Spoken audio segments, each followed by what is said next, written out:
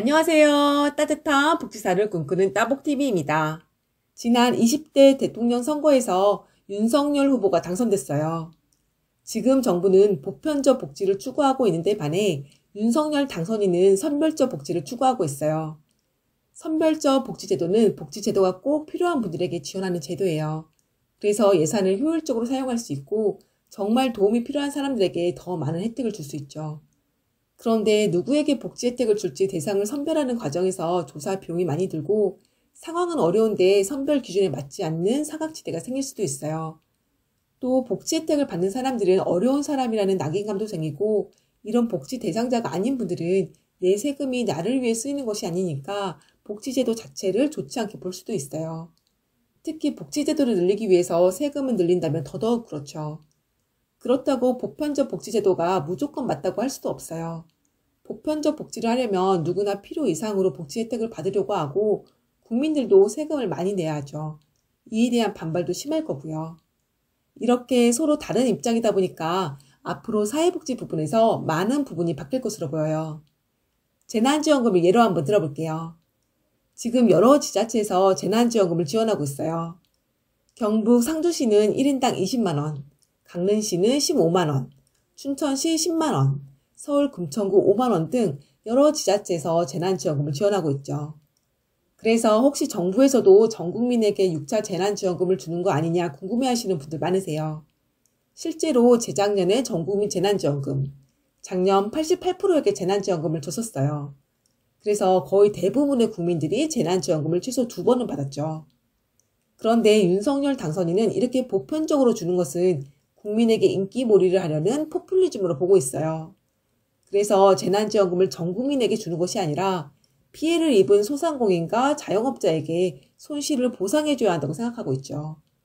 그래서 규제 강도와 피해 정도에 비례해서 재난지원금을 차등 지원하겠다고 해요.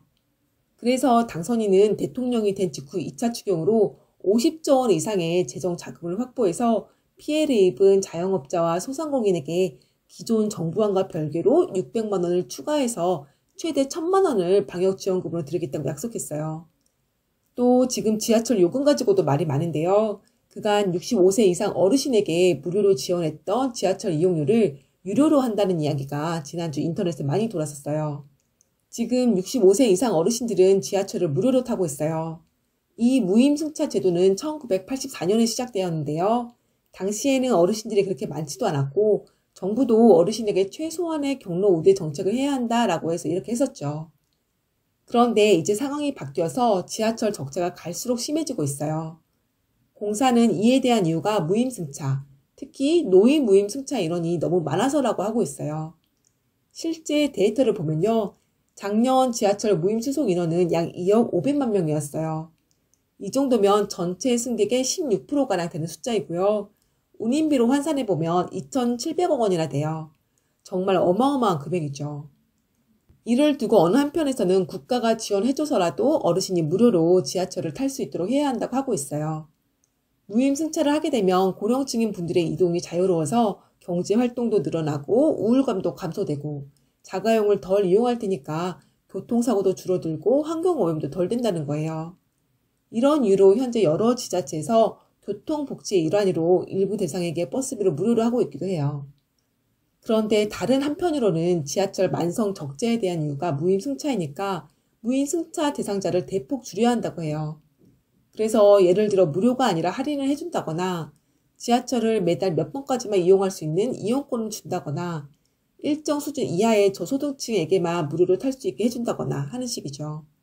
또 예전과는 달리 이제는 어르신에게 기초연금도 드리고 지하철이 없는 곳에 사는 어르신은 혜택이 전혀 없으니까 형평성에 어긋난다는 분도 계시고요.